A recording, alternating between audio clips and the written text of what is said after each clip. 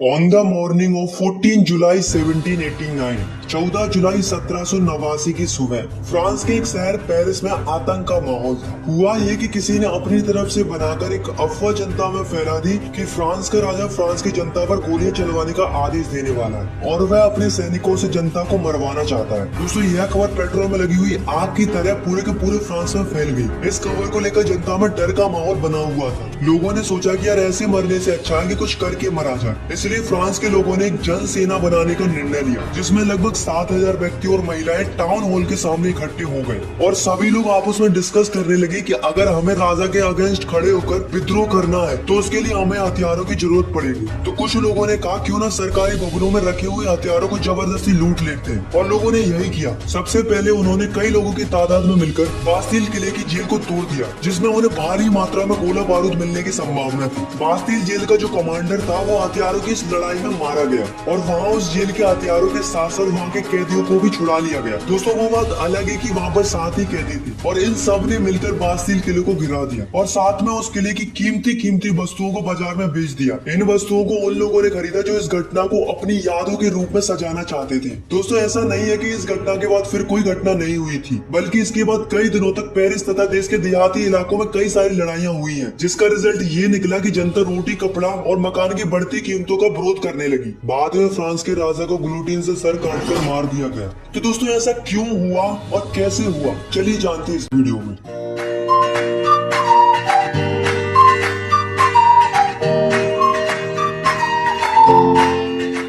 तो दोस्तों, इसे जानने के लिए हमें जाना पड़ेगा 18वीं सदी में। तो दोस्तों, चलते हैं France society touring the late 18th century. तो दोस्तों, ये बात है 1774 की, जब बूर्बो राजवंश का लुइस 16 नामक राजा राजगद्दी पर बैठा। जब उसकी उम्र मात्र 20 वर्ष की थी, उसका विवाह ऑस्ट्रेलिया की राजकुमारी मैरी एंटोनिएट से करवा दिया गया। बहुत दिनों से युद्धों के कारण उसके महल का खजाना खाली पड़ा हुआ था और बर्सेल के महल की शान शौकत बनाए रखने के लिए राजा को पैसे की जरूरत तो थी। और लुइस 16 के शासन काल में ब्रिटेन से अमेरिका की 13 कॉलोनीज को छुड़ाने के लिए मदद की थी, जिसके कारण फ्रांस के ऊपर 1 बिलियन लिब्रे से भी अधिक कर्ज हो चुका था और 2 बिलियन लिब्रों का कर्ज पहले से था। अब जो कर्जदार थे वो राजा से 10% इंटरेस्ट के साथ मांग करने लगे। इधर राजा के सामने कर्ज की चिंता, ऊपर से सेना का खर्च, राज दरबार का खर्च, सरकारी कार्यालयों का खर्च, विद्यालयों को चलाने का खर्च, इन सब की चिंताएं फ्रांस के राजा को सताने लगी। तो जो फ्रांस का राजा था लुइस 16, उसने क्या किया कि जो फ्रांस के लोगों के ऊपर टैक्स बढ़ा दिया। तो दोस्तों, 18th सेंचुरी में फ्रांस 3 स्टेट्स में बटा हुआ था। पहला स्टेट था क्लर्जी, मतलब वो लोग जो चर्च में काम करते थे। दूसरा स्टेट था नोबेलिटी, मतलब जिसमें राजा और राजा का परिवार आता था। और थर्ड था जिसमें बचे हुए सारे लोग आते थे, जैसे कि जो बड़े बड़े बिजनेसमैन थे, मर्चेंट्स थे, लॉयर थे, किसान थे, मजदूर थे। इस तरीके के लोग थर्ड स्टेट में आते थे। फ्रांस की पूरी जनसंख्या में से 90% किसान थे। तो इसका मतलब ये मत समझना कि इनके पास सबसे ज्यादा जमीन थी, बल्कि ये तो नाम के ही किसान थे। 60% जमीन तो फर्स्ट और सेकंड स्टेट के लोगों के पास थी और जो थर्ड स्टेट था उसमें कुछ ही लोगों के पास जमीन होती थी जो कि काफी ज्यादा अमीर होते थे। अब दोस्तों, जो पहले और दूसरे स्टेट के लोग थे वो चैन से जी रहे थे, क्योंकि उन्हें कोई भी टैक्स पे नहीं करना पड़ता था। और दूसरी तरफ थर्ड स्टेट के लोगों को सारे के सारे टैक्सेस भरने पड़ते थे, जैसे कि जो टैक्स किसानों के द्वारा चर्च में जाता था उसे हम टिथ कहते थे। ये टैक्स फसल का 10वां हिस्सा होता था और इसे धार्मिक टैक्स भी कहा जाता था। और तो और दोस्तों, राजा ने रोजाना उपयोग में आने वाली सामग्री पर भी टैक्स स्टार्ट कर दिया था, जैसे कि तंबाकू, नमक। तो दोस्तों, इस प्रकार राजा ने महल के सारे खर्च जनता के ऊपर डाल दिए थे और राजा उनसे जबरदस्ती टैक्स वसूलने लगा। और उसे भरते कौन थे? मात्र थर्ड स्टेट के लोग। तो दोस्तों, 1750 में फ्रांस की पॉपुलेशन थी 2.3 करोड़ और 1789 में फ्रांस की पॉपुलेशन बढ़कर हो गई 2.8 करोड़। तो आप देख सकते हो कि जो फ्रांस की पॉपुलेशन थी वो कंटिन्यूअसली बढ़ती जा रही थी। अब आप खुद ही सोचो, अगर पॉपुलेशन बढ़ेगी तो उनकी डिमांड भी बढ़ेगी, क्योंकि फसल की पैदावार तो उतनी ही थी, मगर पॉपुलेशन के बढ़ते लोगों को ज्यादा फूड की रिक्वायरमेंट थी। इसलिए फ्रांस के लोग भूखे मरने लगे, उन्हें खाने के लिए स्ट्रगल करना पड़ता था। इसके चलते पूरे फ्रांस में महंगाई बढ़ गई, गरीब और गरीब होते गए और अमीर होते गए। ऐसा नहीं है दोस्तों कि लोगों ने इसका विरोध नहीं किया, बल्कि विरोध किया था, बल्कि काफी बड़ा रिवोल्ट किया था, पर वो उतना इफेक्टिव साबित नहीं हुआ, क्योंकि लोगों के पास तब ना पैसा था और ना ही लोगों के पास एजुकेशन थी। ऐसे में उनकी बात सुनने वाला कोई नहीं था। अब जैसे जैसे समय निकलता जा रहा था, था, लोगों की इनकम बढ़ती जा रही थी, लोग एजुकेट होते जा रहे थे, उन्हें नए नए आइडियाज आने लगे। तब लोगों को रियलाइज होने लगा कि हमारे साथ तो ये गलत हो रहा है। अब जो एजुकेटेड लोग थे उनका मानना ये था कि लोगों को अधिकार उनके जन्म से नहीं बल्कि उनकी समाज में क्या योग्यता है इस आधार पर मिलनी चाहिए। ऐसे ही जॉन लॉकी और जॉन जाक रूसो नाम के तो फिलोसोफर थे, इनका भी यही मानना ये था कि एक ऐसी सोसाइटी होनी चाहिए जहाँ पर सबको फ्रीडम हो और सारे के सारे कानून सबके लिए बराबर होने चाहिए और गवर्नमेंट ऐसी होनी चाहिए जो जनता की बात सुने। इसके ऊपर जॉन लॉकी ने अपनी किताब टू ट्रीटाइज ऑफ गवर्नमेंट में भी मोनार्ची गवर्नमेंट का जम के विरोध किया था। अब दोस्तों टैक्स तो पहले से ही बढ़ा हुआ था, ऊपर से महंगाई भी इतनी बढ़ गई थी कि लोगों को खाना भी नसीब नहीं हो रहा था। फिर क्या था दोस्तों, जनता राजा पर भड़क गई और यहीं से शुरू हुआ एक रिवॉल्यूशन। तो दोस्तों जैसा कि आप सभी को पता चल ही गया होगा कि लुई 16 का खजाना खाली हो चुका था, कर्जदारों की मांग बढ़ गई थी और उसको चुकाने के लिए राजा ने जनता पर टैक्स बढ़ा दिए थे। पर क्या आपको पता है कि प्राचीन राजतंत्र के अनुसार कोई भी फ्रांस का राजा अपनी मर्जी से टैक्स नहीं बढ़ा सकता था। इसके लिए उसे स्टेट जनरल की मीटिंग बुलाकर नए टैक्सों के प्रपोजल्स पर मंजूरी लेनी पड़ती थी। तो दोस्तों अब आप सोच रहे होंगे कि जो स्टेट जनरल क्या होती थी। तो दोस्तों स्टेट जनरल एक ऐसी पॉलिटिकल बॉडी थी जिसमें तीनों स्टेट अपने अपने स्टेट से रिप्रेजेंटेटिव भेजते थे, लेकिन केवल राजा ही तय करता था कि ये मीटिंग कब बुलाई जानी चाहिए। तो दोस्तों इसकी लास्ट मीटिंग 1614 में बुलाई गई थी, लेकिन फिर उसके बाद लुई 16 ने 5 मई 1789 को नए टैक्स बढ़ाने के लिए मीटिंग बुलाई, जिसमें फर्स्ट और सेकंड स्टेट ने 300 रिप्रेजेंटेटिव भेजे और जो थर्ड स्टेट था उसने 600 रिप्रेजेंटेटिव भेजे। और दोस्तों इस सभा में किसानों तथा कारीगरों को अंदर जाने की परमिशन नहीं थी। तो दोस्तों इन्होंने क्या किया कि 4000 पत्रों में अपनी शिकायतें और मांगे लिखकर असेंबली में भेज दी। लेकिन दोस्तों असेंबली के अकॉर्डिंग हर एक स्टेट को केवल एक एक वोट डालने का ही अधिकार था। पर अब की बार क्या हुआ कि जो थर्ड स्टेट के लोग थे उन्हें ये मंजूर नहीं था, क्योंकि वो चाहते थे कि पूरी की पूरी असेंबली वोटिंग करे, केवल 3 ही वोट पर फैसला नहीं दिया जाना चाहिए। लेकिन जो लुई 16 था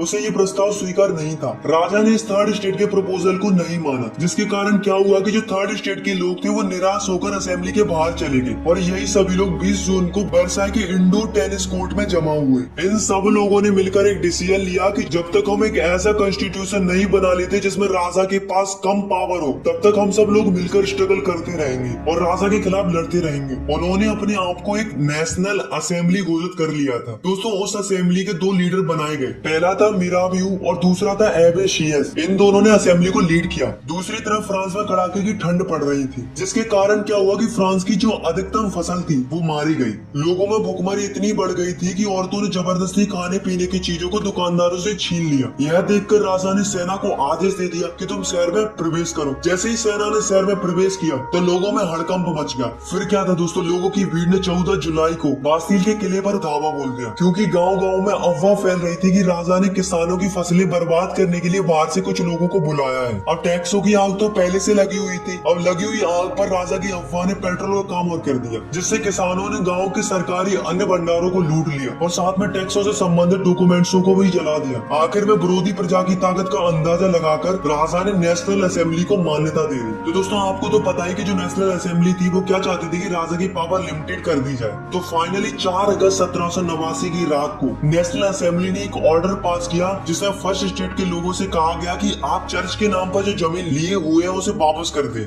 और जो चर्च में फसल का 10वां हिस्सा टैक्स के रूप में दिया जाता था, यानी कि धार्मिक टैक्स टिथ को बंद कर दिया जाए। जिससे क्या हुआ कि गवर्नमेंट को 2 बिलियन लिब्रो का फायदा हुआ। अब धीरे धीरे नेशनल असेंबली ने 1791 में एक नया कॉन्स्टिट्यूशन तैयार कर लिया, जिसमें राजा की पावरों को लिमिटेड कर दिया था और साथ में गवर्नमेंट को 3 हिस्सों में बांट दिया। First legislative, second executive, third judiciary. पहली वो होती है जो कानून बनाती है, दूसरी वो होती है जो ये देखती है कि जो ये रूल्स बने हैं वो फॉलो हो रहे हैं या नहीं हो रहे हैं, और तीसरी वो होती है अगर कोई रूल्स फॉलो ना करे तो उसे सजा देने का काम कौन करती है, जुडिशरी करती है। अब दोस्तों देखते हैं कि 1791 में जो नया कॉन्स्टिट्यूशन बना था वो कैसा था। तो जो फ्रांस की टोटल पॉपुलेशन थी वो थी 28 मिलियन। उसमें से 4 मिलियन लोग ही ऐसे थे जो वोट डाल सकते थे और जिन्हें फ्रांस के लोग एक्टिव सिटीजन्स कहते थे। इसके अंदर वो लोग आते थे जो कि मेल हो और उनकी उम्र 25 साल से ज्यादा हो और जो गवर्नमेंट का टैक्स भी भरते हो, और 3 मिलियन लोग ऐसे थे जिन्हें फ्रांस में पैसिव सिटीजन्स कहते थे, जो कि वोट नहीं डाल सकते थे, जैसे कि बच्चे, औरतें, और वो लोग आते थे जिनकी उम्र 25 साल से कम हो। अब जो एक्टिव सिटीजन थे वो वोट डालकर एक जज चुनते थे और साथ में 50,000 इलेक्टर्स चुनते थे। अब जो 50,000 इलेक्टर्स थे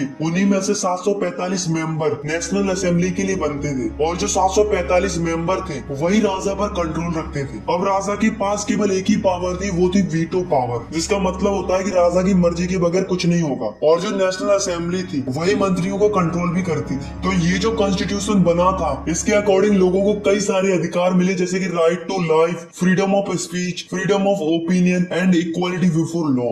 अब दोस्तों राजा ने हाँ तो कर दिया था कि वो कॉन्स्टिट्यूशन को मान रहा है, लेकिन वास्तव में वो नहीं चाहता था कि उसकी पावर कम हो। उसने अपने आसपास के देशों के साथ मिलकर सीक्रेट प्लान्स किए, लेकिन राजा और आसपास के देश कुछ कर पाते इससे पहले ही नेशनल असेंबली ने प्रूसिया और ऑस्ट्रेलिया के अगेंस्ट 1789 में वॉर डिक्लेयर कर दिया, जिससे फ्रांस के हजारों यंग मैन सेना के अंदर भर्ती होने लगे। सभी देशभक्ति के गीत गाने लगे। तो दोस्तों उस वॉर में काफी ज्यादा लोग मारे गए थे, उसके साथ साथ काफी ज्यादा मनी का भी लॉस हुआ था। तो दोस्तों 1791 में जो कॉन्स्टिट्यूशन बनाया गया था इसमें धनवानों को ज्यादा इम्पोर्टेंट माना गया था और जो गरीब थे, किसान थे, उनको कम महत्व दिया गया था। तो लोगों ने क्या किया, अपनी आवाज सुनाने के लिए पॉलिटिकल क्लब्स बनाए। तो ये क्या होते हैं, तो ये वो होते हैं जिसमें अलग अलग विचारों के लोग अपनी अलग अलग बातों को बताते हैं ताकि उनकी बातों पर गवर्नमेंट ध्यान दे और उनकी बातें भी सुनी जाए। ऐसे ही एक क्लब था जिसका नाम था जोकोविन क्लब, जिसका लीडर था मैक्सिमिलियन रॉबेस्पियर। अब जो इस क्लब के लोग थे उनकी कुछ अलग ही प्रकार की ड्रेस थी।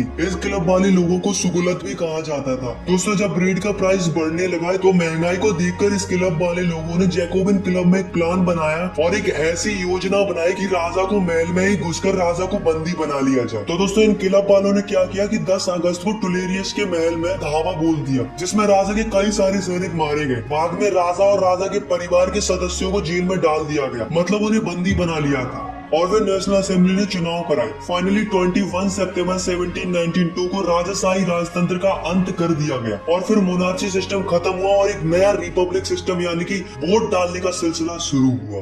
अब जो फ्रांस था वो एक रिपब्लिक कंट्री बन चुका था और जो लुइस 16 था जो बंदी बना लिया गया था उसी राजद्रोह के आरोप में मौत की सजा सुना दी गई। फाइनली 21 जनवरी 1793 को प्लेस दी कॉन्कॉर्ड में राजा को ग्लोटिन से सर काटकर मार दिया गया और सबको वोट डालने का अधिकार मिल गया। अब जो जोकोविन क्लब की जो सरकार थी यानी कि रोबेस्पियर की सरकार, वो क्या करने लगी कि फ्रांस में जो भी गणतंत्र के खिलाफ होता, चाहे वह उसकी स्वयं की पार्टी का ही क्यों ना हो, उसे जेल में डालकर मुकदमा चलाया जाता था और दोषी पाए जाने पर गिलोटिन पर चढ़ाकर उसका सर कलम कर दिया जाता था। पर जो जैकोबिन क्लब था उसने कम काबिले तारीफ किया था, वो थी एबोलिशन ऑफ स्लेवरी। तो ये स्लेवरी क्या थी? तो दोस्तों फ्रांस की जो कॉलोनी थी कैरिबियन में, Martinique, Guadeloupe and San Domingo, तो यहाँ से क्या होता कि कई सारी चीजें इंपोर्ट होकर फ्रांस के अंदर आती थी, जैसे कि तंबाकू, इंडिगो, शुगर, कॉफी। तो इस तरीके की चीजें यहाँ से फ्रांस के अंदर आती थी। पर प्रॉब्लम क्या थी कि इन चीजों को बनाने के लिए वहाँ पर कई सारी लेबर्स की जरूरत पड़ती थी और यहाँ से काम करने के लिए वहाँ जाने के लिए कोई तैयारी नहीं था। तो इसके लिए जो फ्रांस के ट्रेडर्स होते थे वो क्या करते थे, पहले तो ट्रेडर्स फ्रांस से निकलते थे और अफ्रीकन कोस्ट तक जाते थे और फिर वहाँ से लोगों को खरीदा जाता था और उन्हें हाथों में हथकड़ियां डालकर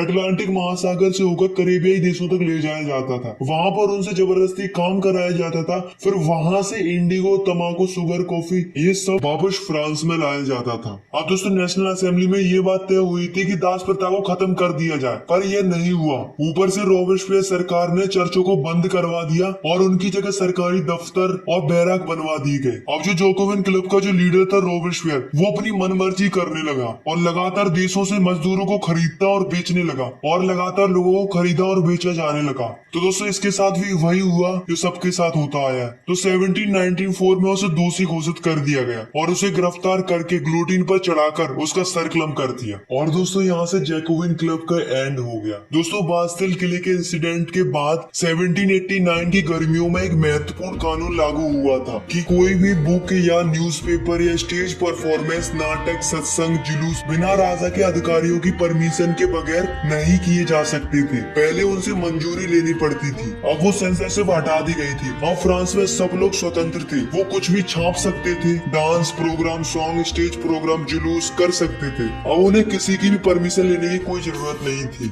अब जो अमीर लोग थे उन्होंने गवर्नमेंट की पावर को अपने हाथ में ले ली। फिर उसके बाद एक नया कॉन्स्टिट्यूशन बना, फिर उसके अनुसार जिसके पास ज्यादा पैसा होगा वही वोट कर सकता था। इस कॉन्स्टिट्यूशन के अकॉर्डिंग 2 लेजिस्लेटिव काउंसिल बनाई गई। इन दोनों काउंसिल का काम था कि 5 मेंबर की बॉडी बनाना, यानी कि एक दूसरे में तकरार होने लगी, जिसका फायदा नेपोलियन बोनापार्ट ने उठाया। 1804 में फ्रांस का एक नया राजा बना जिसका नाम था नेपोलियन बोनापार्ट। नेपोलियन ने पहले तो यूरोप के लिए बहुत कुछ किया तो लोगों को लगा अच्छा है, लेकिन बाद में पता चला कि नेपोलियन तो बहुत ही क्रूअल किंग था। फाइनली 1815 में वाटरलू की लड़ाई में नेपोलियन हार गया। तो दोस्तों आप क्लास 9 में इतना ही है। अगर आपको ये वीडियो पसंद आई तो यार वीडियो को लाइक करो, चैनल को subscribe. For watching, take care.